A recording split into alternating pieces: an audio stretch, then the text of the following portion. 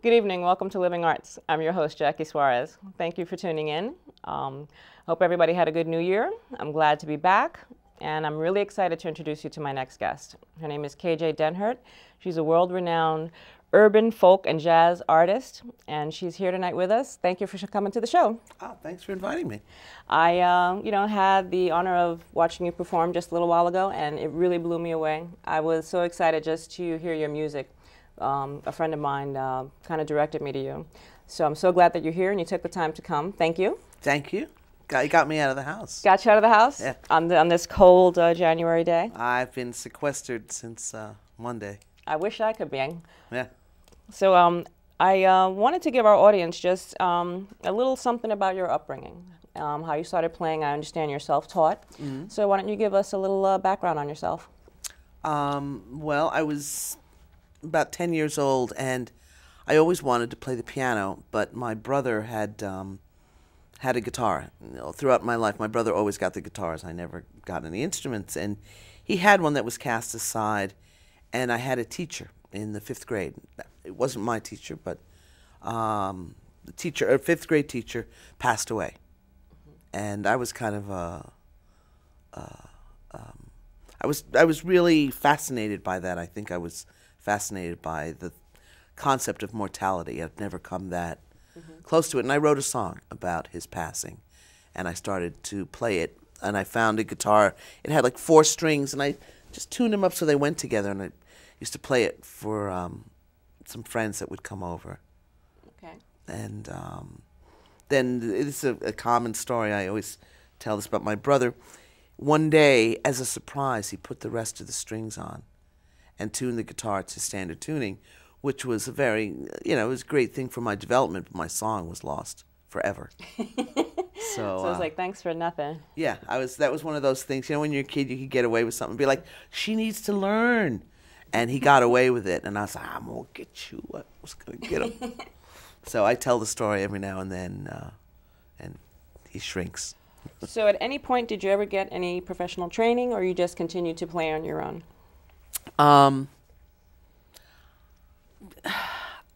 not really. My professional training is the people that I got to play with.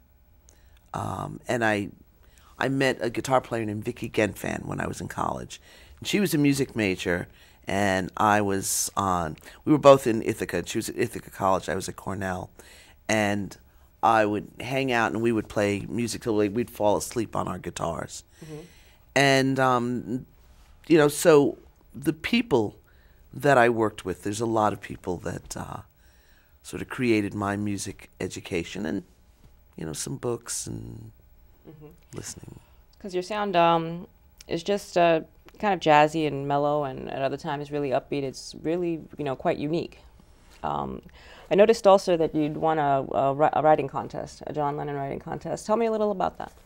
The John Lennon songwriting contest in 2012 happened, and I won in the world music category. I won for a song called Choose Your Weapon, which was a co-write between me and a guy named Johnny Witter. I've won a few songwriting contests, actually. I won John Lennon, Kerrville. They have a storied songwriting contest that many people you might have heard of have won. I also won Mountain Stage songwriting contest, and several independent music awards. So the John Lennon, though, was really was very, very cool, and that happened just this past year. Yeah, well, there seems like you have a little bit of an affinity towards, I guess, the Beatles music, or on this album, number 9, kind of takes you back. What was, I don't know, what was behind getting close to some of those songs and covering them? Well, album number 9 was to be a bit of a departure from the albums that came before, and I really was taking a look sort of at the influences, the arc of influence. And the Beatles, absolutely. I was in kindergarten when they were on the Ed Sullivan Show. Oh yeah. And I wasn't. It's funny. I wasn't like the hugest Beatles fan. I used to think, it was a little nutty seeing the girls fainting and stuff. Yeah. You know, when I was a kid, but you know, I grew to recognize the way that they constructed songs, and as I found sort of my own voice, I found a way to then take their song construction, and it became very easy to make something out of it. And so I have several Beatle covers, the latest being from album number 9, and that being Help. Yeah, no, I'm like, I always say I'm not a huge Beatles fan, but I do love their music. So I was blown away to kind of see like your take on it. You know, I love what you did with Help. Thank you. And there was also a little something interesting about this number 9. Why don't you tell our audience about that? Okay, so I was making my 9th album, and I didn't even realize until later that the recording session that started the official album number 9 was written, the first check was written on 9/9/09. I was like, oh, would you look at that? And then there were 9 songs, and there were 9 musicians. So I think I might have realized it before we finished the record, and but it really wasn't planned. And then, you know, in numerology, if you look up what your number is, I also happen to be a 9. So I did an interview with a guy named Lee Mergner from the Jazz Times. He was like, enough with this number 9 already. So I got self-conscious, but it was just a big, lot of coincidences. And Yeah, I was like, the word that comes to mind is serendipitous, but it didn't come to my mind because I wasn't quick enough. no, but I thought that was interesting. So now with this Mother Cyclone, your record label, when did you start that? I started in Cleveland. I was working for Dan and Yogurt as a financial advisor in Cleveland, and I decided, you know, it's time to make a record. And I wanted to produce my first record because I wanted to work with other producers, but I figured it would be a good idea to see what it takes and do it, you know, just do it for myself. And that was my first record. And then, you know, I got on a bit of a roll, and I left corporate America and went back to being a full-time musician. So you have other artists on your label? I only have one other artist on my label. I would have more. I know who I would have, but it's really tough, and it's been a very dynamic time in the music industry from the time that I started Mother Cyclone Records until this time. And I was actually signed to a small, an independent label that's doing pretty well right now, but I've decided to go back to being completely independent. Who takes the strikes in life, wearing the Superman tights, learning the moon never rises but falls.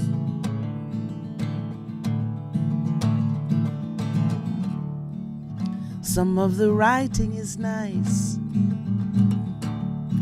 some of the soul searching showed me the way, a way to follow you when all the hot pursuit has only landed me in harm's way.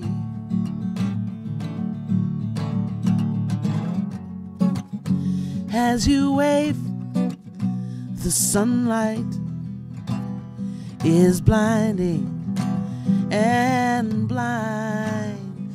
I wander through time.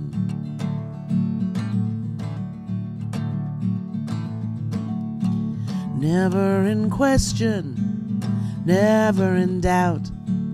Words on my lips, I can't quite get out.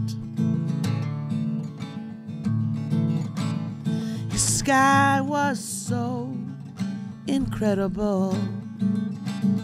The romance of grand dance.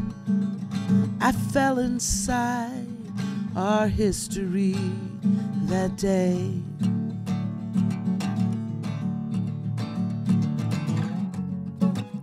As you wave, The sunlight is blinding and blind. I wander through time.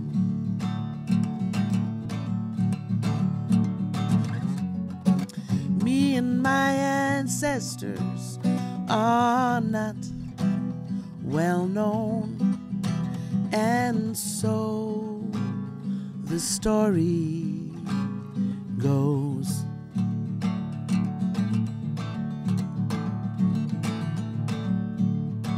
And you started traveling with fire. How did that happen?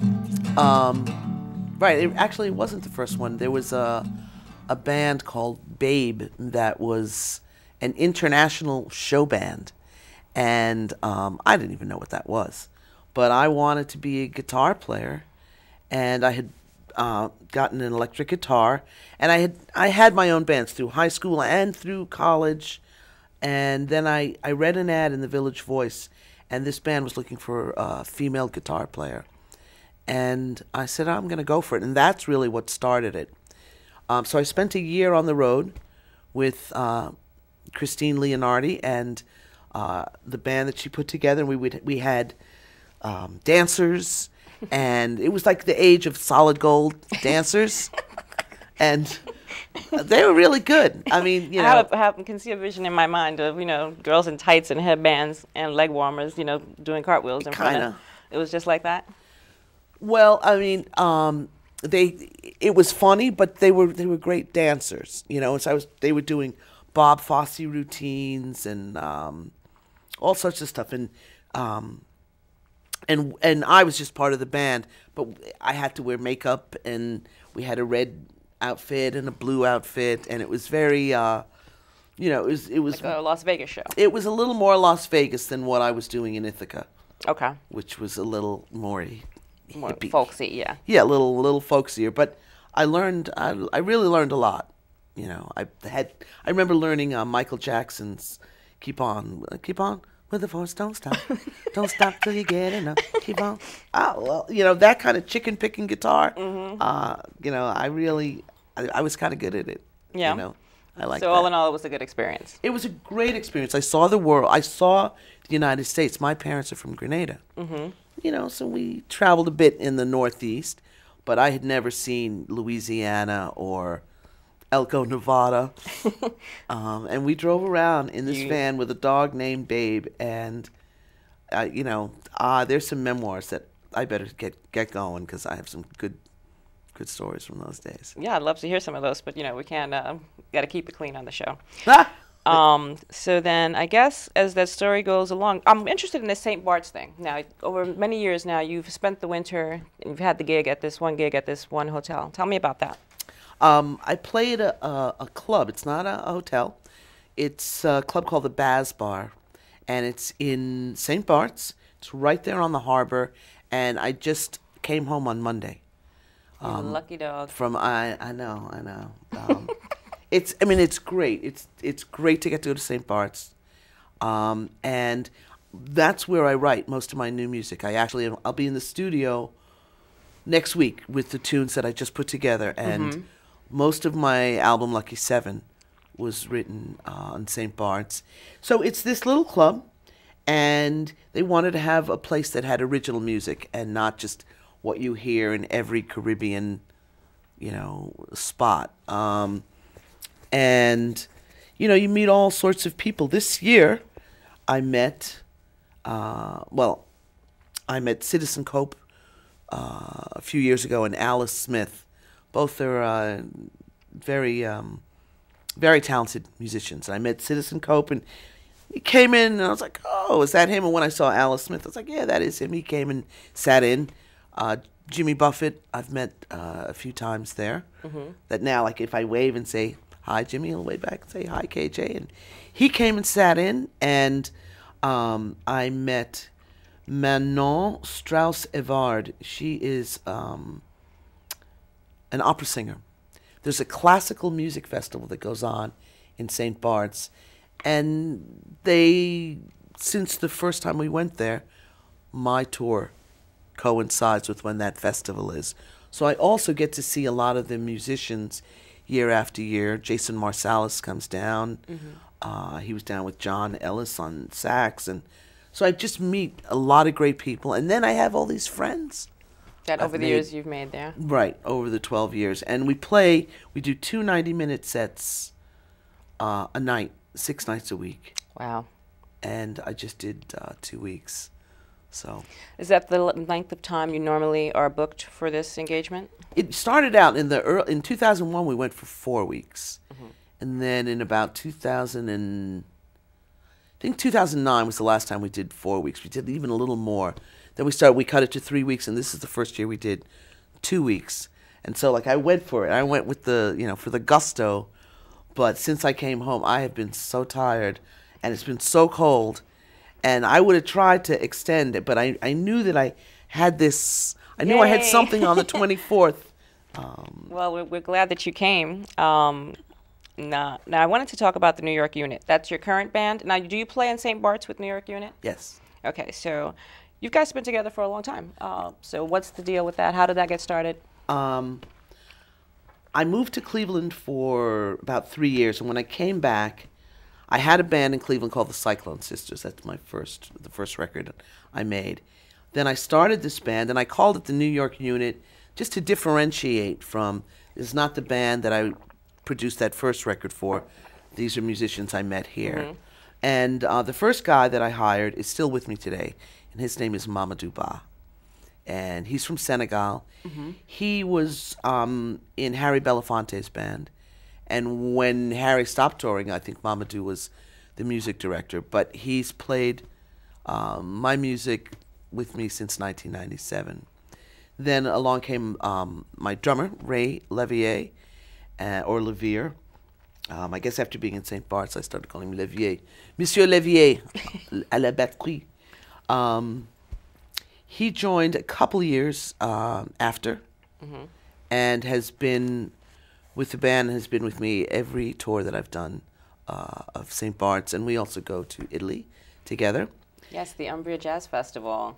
Yeah, we were there in July, and the same band, except for our sax player, just went to St. Bart's. So the New York unit that's my main band, and that's where all of the records, all of the music has been sort of written and arranged for different arrangements of that band. I'm starting to play with some other people now, and I have a trio, and I'm doing some Wednesdays at the 55 Bar, some early shows. In New York City, right? In New York City. So okay. So they can catch you there on Saturday nights? Every other Saturday. Every other Saturday? And right now I'm doing a series on the first Wednesday of the month. And I've been featuring a drummer named Kim Thompson, and bringing in people like Jennifer Vincent on bass, who's just an amazing player, and Sean Harkness on guitar. And so I'm mixing up people from my band and from my trio and quartet. Well, it sounds like you're having a lot of fun with that. I'm keeping myself busy, getting confused some days. Absolutely, but at least, it keeps on flowing, right? Yeah. So where do you see yourself going? Like, what's going to be your next project? What are some of the gigs that you have coming up or the engagements you have coming up? Well, I'm finishing up a new album, which is called Destiny. And I'll be adding, there's an EP out, and I'll be doing some recording. I've been talking to the folks at Iridium, so I think that we've got something coming up there. I'll be here in Peekskill at 12 Grapes on Valentine's Day. Wow. And we're going to do a special shows and seating. Just I think strictly love songs or something like that? No. And you don't have to have a date. That's the other thing. You don't have to have a date. Remember how you went to school and you would give everybody in the class those little Valentine's? things, yeah. I want it to be like that, because Valentine's can be awful if you're, single. Right. And no, I'm not. I'm an equal opportunity. We're just going to drink wine and songs of gratitude. There's more than romantic love to be celebrated. That's the truth. So you was mentioning something about the setup of what they were going to do or how they were going to arrange their seating, because I'm pretty familiar with 12 Grapes. Oh, well, we're going to do, I believe it's a 7 o'clock show and then maybe an 8:30 show. So there's going to be an early seating and a late seating. and so it's going to be me and my guitar. Which, when it's contained like that, I do enjoy that. I love playing with my band, but I love bringing the songs, just me and the songs out in the right venue. Yeah, and this I think is the right venue. I just wrote a love song actually. Oh, really? What's it called? It's called "Love Comes Tumbling Down." Wow. So that came out of your St. Bart's visit? Yeah. I was sitting on my bed and I was like, oh, I'm kind of lonely, and I just wrote this. And I decided I needed more. I didn't know I was going to do the 12 Grapes thing when I was writing it, but I thought it'd be nice to just write a good old-fashioned love song. I can get a little deep in my subjects sometimes. And oh, yeah? sometimes I like to have fun, though, too. So I have, So not the Adele crisis where, she's known now as like the breakup artist. Yeah. Or constantly talking about her breakup. Right. So maybe now that she's going to be a mom, we won't be hearing about that anymore. Right.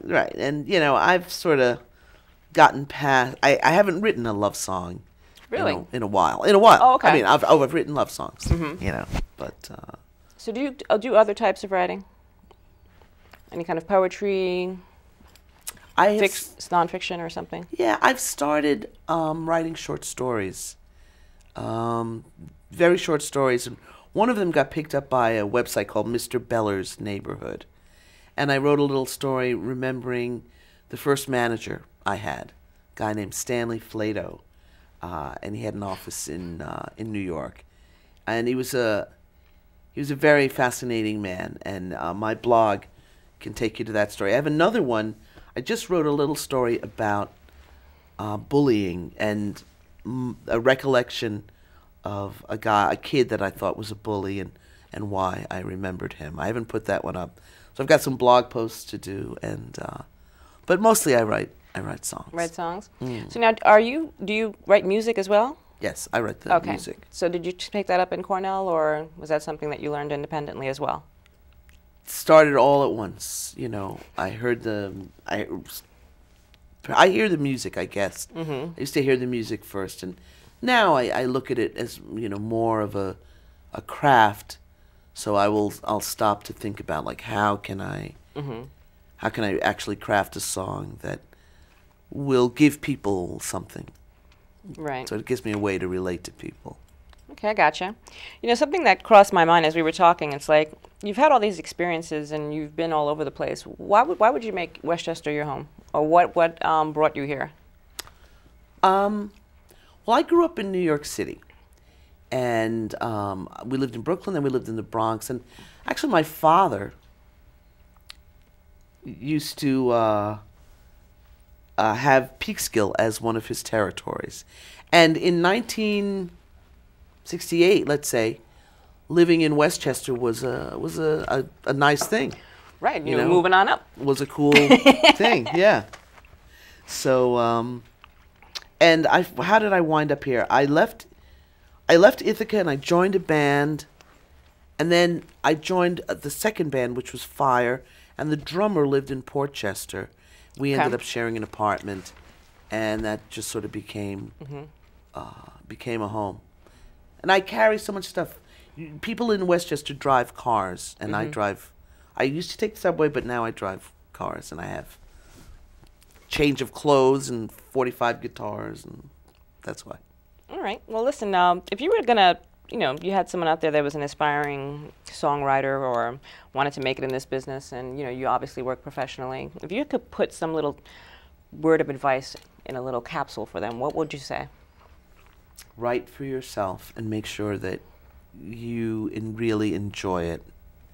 Because if you don't, it's any of the arts can be really, really challenging. And if you're looking for satisfaction from audience or other people or response, have a fallback. It's a tough. It can be a tough go. Can be a tough business, right?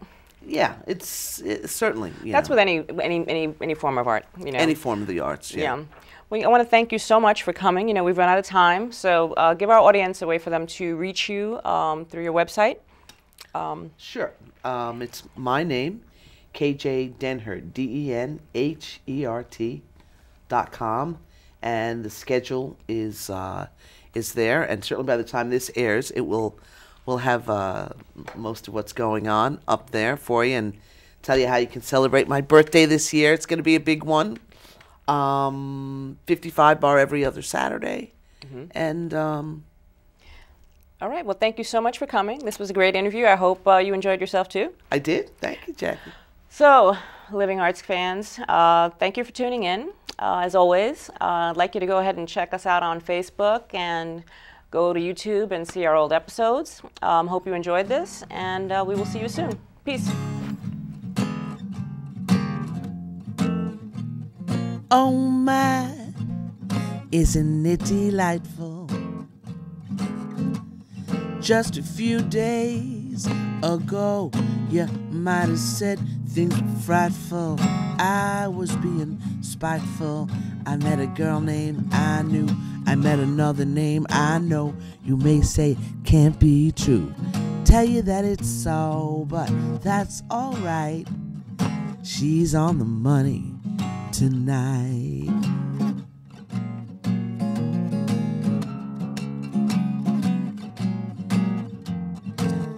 There's so many things I really ought to know.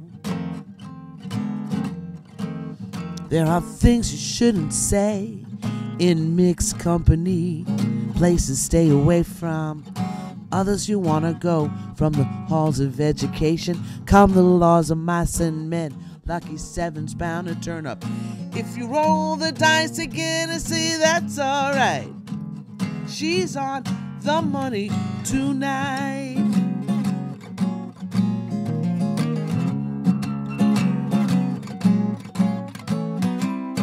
They call me Lucky Seven. Lucky thing is, I never give up. Lucky loves looking out for number 1, 6, 2, 5, 3, and 4. La da da, la da da, la da la da la, la da da da, la da da da la, la la la, la la la la la la la.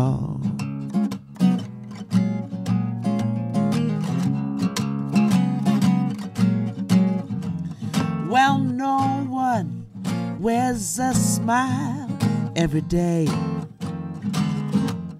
Well, I thought that I was the conductor, but it turns out I was riding on a train. I had a real hard time finding anything called love.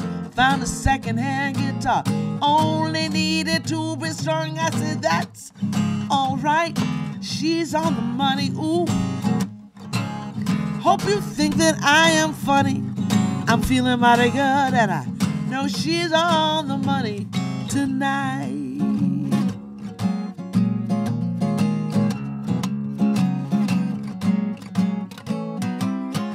They call me Lucky Seven. Lucky thing is, I never give up. Lucky loves looking out for number 1, 6, 2, 5, 3, and 4.